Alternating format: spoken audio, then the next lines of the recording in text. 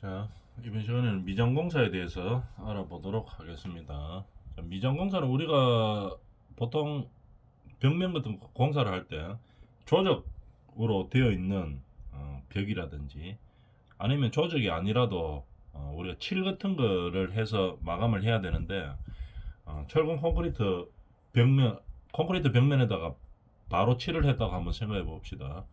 콘크리트가 깨끗하게 나오지가 않아죠. 그죠? 약간 울퉁불퉁합니다. 아무리 뭐 슬럼프비가 높은 콘크리트를 사용했다고 하더라도 그 울퉁불퉁한 벽면에다가 뭐 칠을 해가지고 마감을 할 수는 없죠.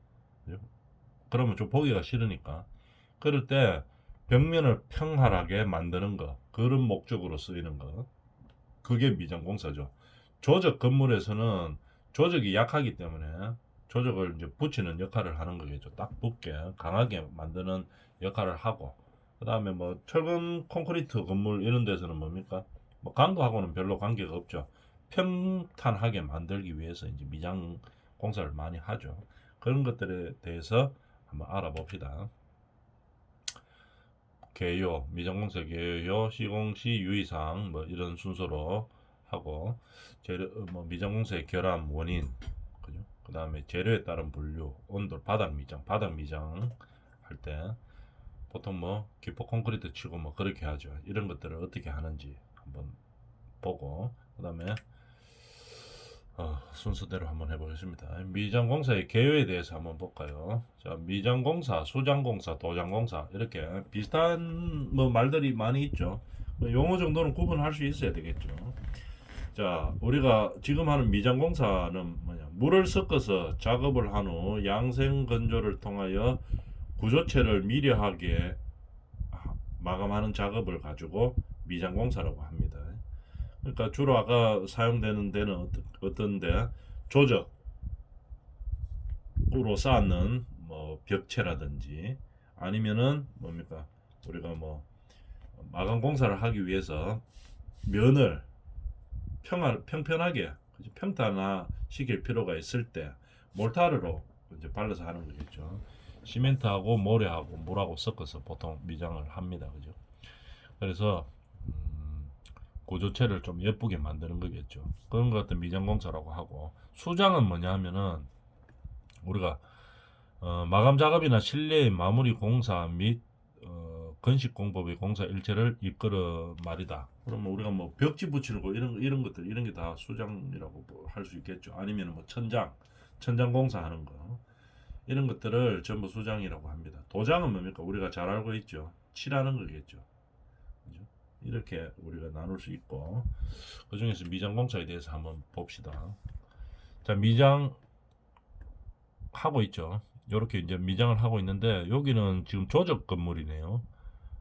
벽돌로 지었는 건물입니다. 벽돌로 지었는 건물에는 이렇게 지금 미장을 한번 발라줘야 됩니다. 미장을 안 바르면 어떻게 됩니까?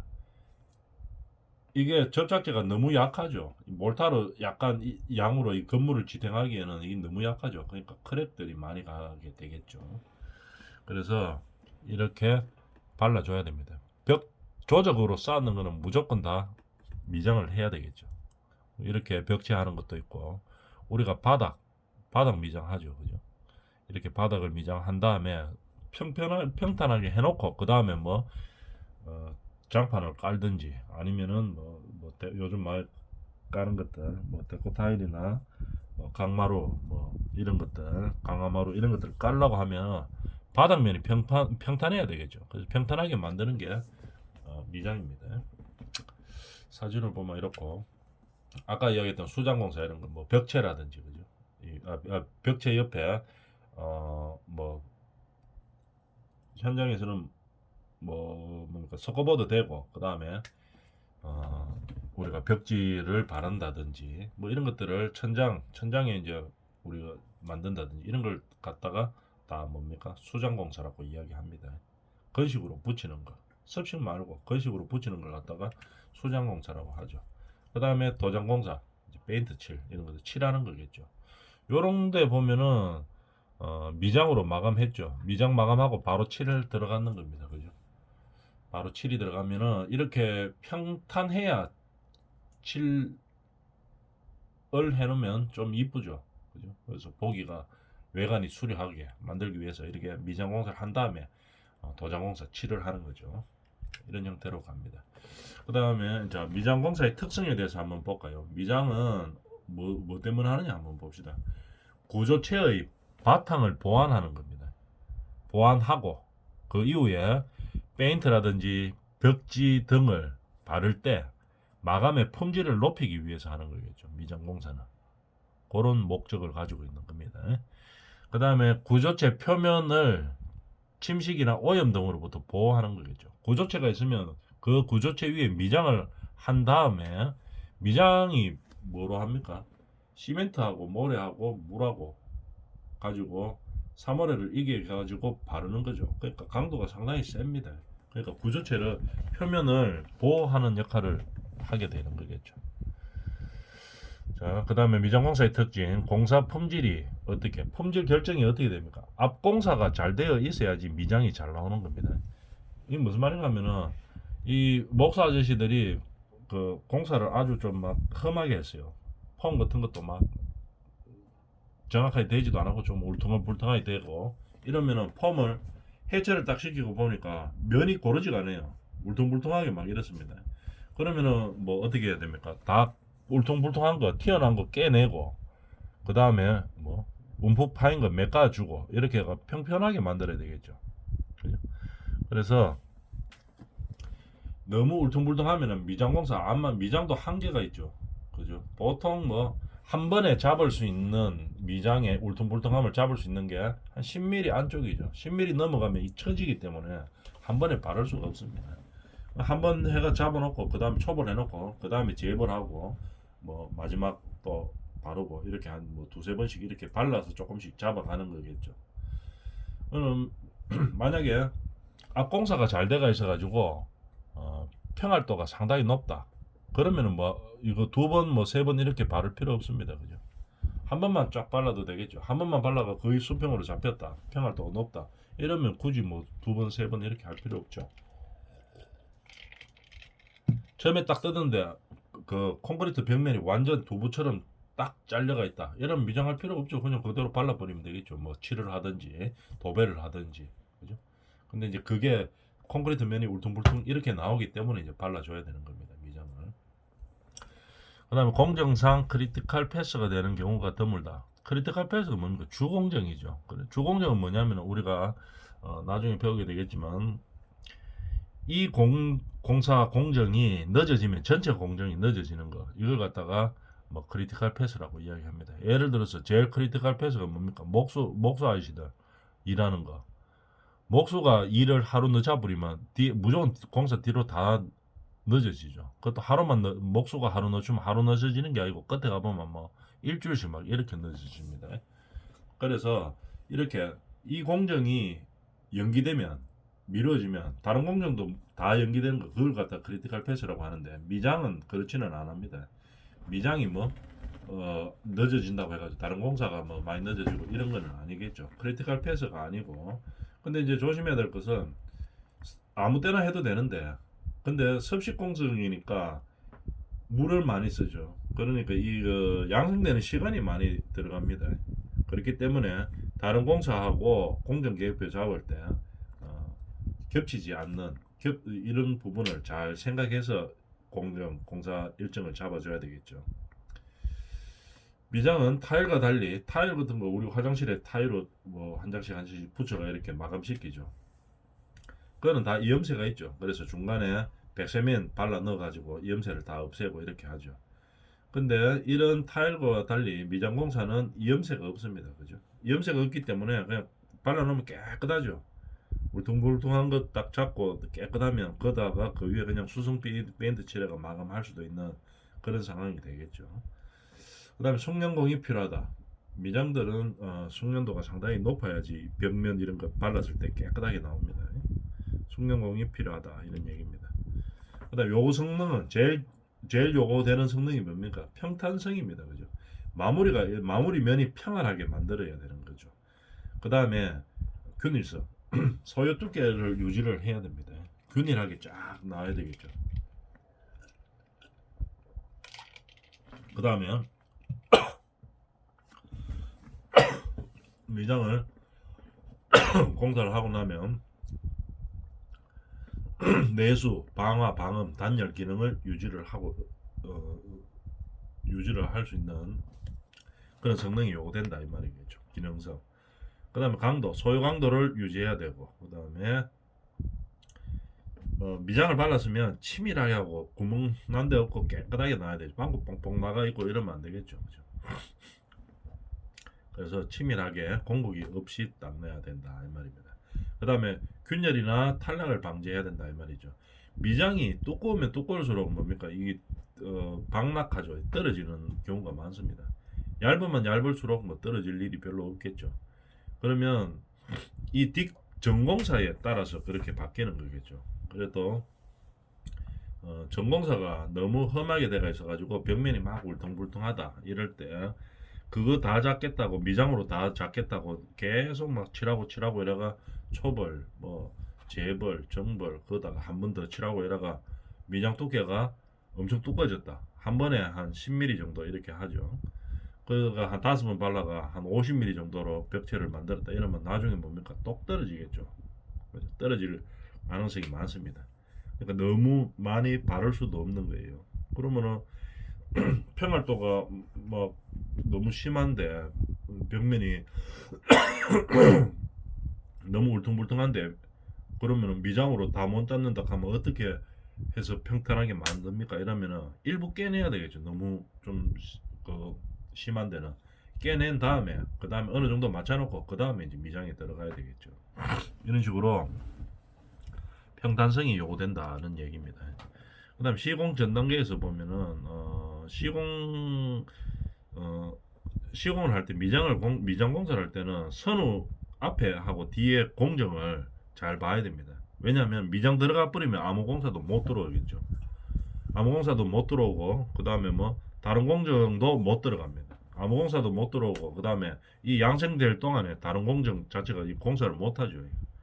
그러니까 이 좀 쉬어도 되는 날들 있죠. 요런 날 할 수 있는 일정을 잡아야 되겠죠.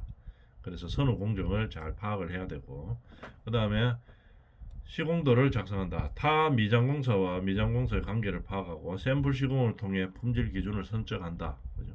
대충 샘플로 한번 발라보고 그 다음에 이 정도 품질이면 되겠다 안 되겠다 이제 판단을 해보고 판단이 되면 그때 품질 기준을 설정을 하는 거겠죠. 그 다음에 공정표를 작성한다. 항상 이 미장공사는 뭐 양성되는 기간이 길기 때문에 그리고 미장공사가 들어가면 다른 공사를 못하죠. 그래서 아까도 이야기했다시피 시공 시기와 양성 기간을 검토를 잘 해야 되는 거겠죠. 그래서 후속 공정을 감안해 가지고 전체 공정을 결정해야 된다는 얘기입니다. 그죠? 그러니까 다른 공사하고의 관계를 잘 따져봐야 된다 이 말이겠죠. 양성 시간과 양성 시간이 있고 이렇기 때문에 다른 공사를 또 전혀 방해가 좀 적게 되는 그런 일정에서 미장 공사를 해줘야 된다는 얘기입니다. 재료 선택 및 보관 샘플 시공 해보면 알겠죠. 그죠? 이 정도의 수준으로 나오려고 하면은 뭐 어떻게 해야 되냐 이 말이겠죠. 바탕 재해에 따른 뭐 적합 재료를 선정하고 당연한 얘기겠죠. 바탕 재료에 따라서 적합한 재료를 선정한다 이 말입니다. 그 다음에 그런 보관 장소 보관은 따로 해야 되겠죠. 미장에 쓸 수 있는 그런 보관 장소라든지 보관 방법을 뭐 검토를 해줘야 됩니다. 그리고 모래 같은 것도 이 미장에 쓰는 모래는 따로 보관해야 되겠죠. 일반 모래하고 다르죠. 이게 망으로 쳤는 모래 이런 걸 써야 되겠죠. 그래서 뭐 일반 재료하고 막 섞어가 그렇게 놔두면 안 됩니다. 미장 재료들은 좀 따로 좀 보관해 줘야 되겠죠. 그 다음에 배합 계획, 그 다음에 마감 종류에 따른 배합 계획을 결정하고 마감이 뭐냐에 따라서 다르겠죠. 예를 들어가 미장을 하고 그 위에 타일을 붙이는 마감이다. 이러면은 미장이 깨끗할 필요가 있습니까? 별로 없죠. 그냥 평탄하게만 발라주면 끝나는 거겠죠. 그 위에 어차피 뭐 타일이나 뭐 이런 걸 바르기 때문에 그러면은 평탄도만 좀 높여주면 되는 겁니다. 미장의 역할은. 그런데 미장이 끝이다 이러면 어떻게 됩니까? 마감 끝이다 이러면 깨끗하게 나와야 되겠죠. 평탄하기 뿐더러 고르게 균질감도 있고 이렇게 나와야 되겠죠. 근데 뭐 미장해가지고 그 위에 칠이 끝이다 이러면 수성칠을 한번 한다 이러면 그래도 깨끗하게 나와야 되겠죠. 이 마감 종류에 따라서 차이가 있다 이 말입니다. 타일로 같이 뭐 그 미장하고 난 다음에 한 번 더 한다, 뭐 마감 공사를 한 번 더 한다, 타일을 붙인다 이러면은 뭡니까? 아까 이야기했다시피 대충만 나와도 됩니다. 평탄하게만 나오면 되니까. 근데 뭐 마감이 7이다 이러면 더 깨끗하게 해야 된다는 얘기겠죠. 그러면 아까 저번 시간에 했던 거 마감이 석재다 이러면은 뭡니까? 외벽에 미장 공사 안 하죠. 할 필요가 없죠. 석재할 때 같으면 평탄할 필요가 없으니까 안쪽 벽면이 안 하는 거죠. 그 다음에 또 뭐 이런 거 있죠. 우리가 안에 내장 쪽에서 보면 아파트에서 많이 그렇게 하죠. 아파트 벽면이 그럼 미장을 하냐 안 하냐? 철근 콘크리트 조로 올라왔는데 미장 공사 하냐 안 하냐? 그럼 아파트 벽면에는 안 합니다. 왜? 벽에 보통 뭐 합니까? 서커보드 되죠. 서커보드를 대기 때문에 미장을 할 필요가 없습니다. 미장으로 뭐 해봤자 시간 낭비죠. 왜냐하면은 서커보드 되기 전에 평탄 안 하는데 그 벽면이 평탄 안 해도 안 합니까? 안 하죠. 왜? 그 미장 뭐 해가지고 평탄을 잡기 전에 뭐 합니까? 잡아본들 지금 서커보드 되려고 하면은 그 안에 뭐 됩니까? 다루기 같은 거 되죠. 3cm짜리, 그죠? 30mm짜리 다루기 대놓고 그 다음에 서커보드를 대기 때문에 뭐 뒤에가 굳이 뭐 벽면이 철근 콘크리트 저 벽면이 뭐 아주 평탄해야 될 그럴 이유가 없죠. 그렇게 평탄 안 해도 되는 데는 미장 안 합니다, 그죠? 그래서 마감 종류에 따라서 어떻게 결정이 되는 거겠죠. 그 다음에 가설 설비. 미장을 하려고 하면 가설이 많이 들어갑니다. 그죠? 전기도 있어야 돼. 왜? 뭐 비벼야 되니까. 그 다음에 물도 있어야 되고, 그죠? 급배수도 있어야 되고, 그 다음에 가설 통로, 작업 발판 이런 것. 왜냐면 위에 상부에 하는 경우도 많이 있죠. 그럴 때는 작업 발판 이런 것들 다 준비해 놔야 되겠죠. 가설 설비를 하고, 그 다음에 시공 순서와 마감 정도를 검토를 한 다음에 어떻게 바닥 처리 뭐 하고 보수 방법을 검토를 하는 거겠죠. 시공시키고 양성시킨다 이런 얘기입니다. 자, 그러면 시공시 유의사항에 대해서 한번 볼까요? 시공할 때. 그럼 우리가 예를 한번 더 봅시다. 미장 공사를 하는데 이 벽체가 있다고 생각해 봅시다. 벽체에서 바깥에다가 먹줄 딱 놔놓고 하면은 정확하게 수직이 딱 맞을 수 있겠죠. 근데 이래까지는 잘 안 합니다. 그죠? 그래서 그래도 원칙은 어떻게 됩니까? 이 벽체가 울퉁불퉁할 수 있기 때문에 이 울퉁불퉁한 면을 잡는 게 미장의 목적이죠. 첫 번째 목적이고, 두 번째 이 조적 건물 같을 때는 아까 뭐라 했습니까? 조적이 쌓으면 무조건 미장해야 된다고 이야기했죠. 강도 때문에 하는데 뭐 철근 콘크리트죠. 이런 것들은 뭐 굳이 할 필요 없죠. 그죠? 자, 미장할 때 원칙은 이렇게 바깥에다가 우리가 뭐 10mm면 10mm, 20mm면 20mm 계획을 딱 잡죠. 그래서 미장 먹선을 딱 놓습니다. 그래서 요 먹선만큼만 딱 올려야 되겠죠. 그런 형태로 간다는 얘기죠. 미장목을 놓고 그 다음에 비드 작업을 합니다. 비드는 뭐가 있냐면 보통 우리가 많이 알 수 있는 게 뭐 코나 비드 많이 알죠. 코나는 어떻게 막 부딪히거나 이렇게 하면 잘 깨지죠. 미장면이 깨지기 쉽습니다. 바르다가도 깨질 수도 있고. 그렇기 때문에 철제로 된 거 그걸 딱 붙여놓고 나중에 미장을 하죠. 그러면은 수직 수평 맞추기도 쉽고, 그 다음에 뭡니까? 공사하기도 훨씬 쉽죠. 옛날에 이 비드 안 나올 때는 뭡니까? 미장자 가지고 한쪽 면 대놓고 미장하고, 그거 끝나고 나면 미장자 띄고 다른 쪽 면 대놓고 미장하고 자로 대놓고 했죠. 근데 코너 비드가 나오고 나서 그래야지 이제 각이 딱딱 살죠. 코너 쪽에 요 부분에 살았죠. 그죠? 여기다 미장자를 이렇게 대놓고 이쪽 면 미장하고 똑 띄고 나서 이쪽에 대놓고 반대로 요로 미장하고 이렇게 했었습니다. 근데 지금은 그렇게 안 하죠. 코너 비드가 있기 때문에. 물론 우리가 타일로 같은 거 붙일 때도 비드를 많이 씁니다. 근데 미장할 때도 그렇게 쓰죠. 한번 사진 보고 할까요? 요런 겁니다. 코너 비드. 요게 이제 코너 쪽에 서는 거겠죠. 요 스댄 있는 요쪽에. 그 다음에 요 부분은 미장 안으로 들어가는 부분입니다. 그죠? 망으로 되어 있어가지고 칠하면 미장이 잘 묻죠. 딱 굳게 만들어졌죠. 여기에 붙인다 이 말입니다. 여기서 위에 처음 끝까지 다 올라가면서 붙여야 되겠죠. 모서리 부분, 뭐 기둥, 모서리 하여튼 나오는 부분은 전부 다 코나비들을 다 붙여줘야 됩니다. 그죠? 그렇게 수지 끝까지 다 올리는 거겠죠. 그래서 마감이 정확하게 딱 떨어집니다. 여기서 여기까지 그냥 칠하면 되기 때문에 그런 비드 작업을 하는 거겠죠. 그 다음에 그러면 코너 비드만 있나 하면 그런 건 아닙니다. 스탑 비드 하는 것도 있어요. 가다가 이질제가 들어와가지고 여기는 이제 미장으로 했어요. 근데 여 밑에는 이제 미장이 아니고 예를 들어 여 중간에는 7이고 여기는 뭐 저거 걸레바지 붙여야 된다. 이렇게 되면 잘라줘야 되겠죠. 미장을 딱 잘라줄 때 그때 스톱 비드 이런 쓰는 겁니다. 딱 잘라줄 때. 그러면은 그림 한번 볼까요? 요로 있네요. 이건 다 있네요. 여기 한번 봅시다. 요게 코너 비드고 이 수직으로 써가 있는 게 코너 비드죠. 옆으로 되어 있는 게 스톱 비드입니다. 그럼 여기다 이제 미장을 칠하겠죠. 미장을 쭉 칠해가 내려오면 이 모서리 쪽은 깨끗하게 요래 나왔네요. 그 다음에 여기는 밑에는 지금 미장이 안 돼가 있습니다. 그죠? 왜 미장을 안 했나 하면은 저거 걸레바지 붙이려고 미장하면은 걸레바지 있는 면에다가 그 위에다가 붙이면은 오히려 걸레바지가 떨어지기가 더 쉽죠. 그렇기 때문에 이 콘크리트 벽면에다가 바로 붙입니다. 그래서 스탑비드를 해가 한번 잘라줬는 거죠. 자르고 요까지만 미장했다 이 말입니다. 밑에는 안 했다는 말이겠죠.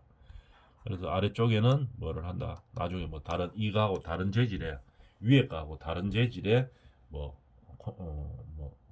걸레바지나 이런 거를 붙인다는 얘기겠죠. 그 다음에 스탑비드 이렇게 되고 그 다음에 또 미장 면적이 이 벽체가 너무 넓어 가지고 이거 한 번에 다 미장을 발라버리면 잘못하면 나중에 클랩 가기 쉽다 이러면 우리가 벽체 같으면 뭐랍니까? 조인트를 주죠. 이거 뭐야? 이거 있네요. 조인트 비드. 너무 기니까 한번 잘라주는 겁니다. 그죠? 잘라주면은 여기에 중간에 조인트 비드를 주면은 벽면이 여기서 여기까지만 되는 거겠죠. 그 다음에 여기서 여기까지 또 되고. 그런데 요 안에서 이건 다 묻히기 때문에 바깥에서 보면은 미장이 다 되어 있는 것처럼 보이는데 실제로는 안에서는 딱 끊겨가 있죠. 그래서 균열이 예상되는 부분에 면적이 너무 넓어서 균열이 예상되는 부분에는 조인트 비드를 한번 중간에 놔주고 이렇게 하는 겁니다. 자 여기서 한번 보면은 맨 처음에 이제 시공할 때 여기다가 한다고 한번 봅시다. 바닥에 미장 먹을 놓고 그 다음에 요런데 계구부 같은데 코나 쪽 있죠. 코나 비드를 다 설치를 했겠죠. 그다음 만약에 밑에 뭐 걸레바지 같은 거 들어간다 하면 스탑 비드까지 딱 다 마무리 해놓고 비드 작업을 한 다음에 그 다음 초벌을 칠합니다. 한번 칠하는 거겠죠. 그럼 초벌 칠하는 목적이 뭡니까? 평탄화 작업입니다. 평탄하게 만드는 거죠. 이 면을 평탄하게 만드는 거죠. 벽체를. 근데 한 번 해가 안 되면 뭡니까? 일주일 좀 있다가 다 마른 다음에 그 다음에 또 한 번 재벌 합니다. 그러면 평탄하게가 좀 더 잡히겠죠. 그 다음에 맨 마지막에 깨끗하게 이제 미장하고 끝내는 거겠죠. 근데 보니까 벽면이 그렇게 울퉁불퉁 안 해요. 그럼 두 번째 하는 정벌 이런 거 안 해도 됩니다. 초벌에서 바로 끝내고 그 다음에 마감 정벌 일주일 있다가 양성된 다음에 그렇게 해도 됩니다. 면의 평활도에 따라서 결정이 나는 거겠죠. 초벌이 그러면 이거 왜 이래 울퉁불퉁하게 이렇게 해놨는데요. 그럼 부착 다음에 정벌이나 뭐 재벌할 때 부착이 잘 되게 하기 위해서 이렇게 울돌돌하게 만들어 놓는 겁니다. 부착력이 울퉁불퉁해야 부착력이 좋아지니까 그렇게 하는 거겠죠. 이런 식으로 미장을 하면 되는 겁니다. 미장 먹 놓고 그 다음에 비드 작업하고 초벌하고 그 다음에 뭐 양성시킨 다음에 보통 한 일주일 시키죠. 그 다음에 이제 정벌을 하는 겁니다. 초벌하고 나서 그 다음에 균열이 갈 수가 있죠. 균열 갈 때까지 계속 오랫동안 놔둡니다. 한 일주일에는 10일 정도. 그 다음에 균열이 갈 만큼 다 갑니다. 그 다음에 이제 정벌 미장을 하게 되면 어떻게 됩니까? 이미 안쪽에서 균열 갈 만큼 다 갔기 때문에 바깥에서는 균열이 잘 안 일어나는 거겠죠. 요 초벌과 정벌 사이에 이 평면이 너무 울퉁불퉁해 가지고 한 번 더 해야 된다 하면 재벌 과정을 한 번 더 칠해주면 됩니다. 근데 저거 이상 4번 5번 막 칠할 수는 없어요. 3번 정도까지 하는 게 이제 기본이죠. 근데 뭐 면이 좋으면 한 2번 하고 끝내죠. 시공 방법 첫 번째 골조 공사 하고 골조가 돼가 있다 이 말입니다. 두 번째 뭐 합니까? 미장을 공사를 하겠죠. 미장 공사 하고 난 다음에 뭐 타일 공사를 한다든지 그 다음에 타일 공사하고 나서 수장 그 다음에 도장 이런 순서로 간다 이 말입니다. 물론 타일 공사 아니고 그냥 바로 도장할 수도 있겠죠. 그죠? 수장 공사 뭐 이거 스코보드 이런 거 안 되고 바로 뭐 도장 갈 수도 있겠죠. 전체적인 순서는 이렇게 간다는 얘기입니다.